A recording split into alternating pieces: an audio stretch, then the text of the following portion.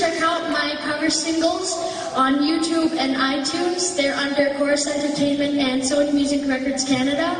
And please watch out for my latest single under Chorus Entertainment, also in Sony Music Canada. And please like my fan page on Facebook, Darren the Next Star, and follow me on Twitter, Darren Espando. Thank you po.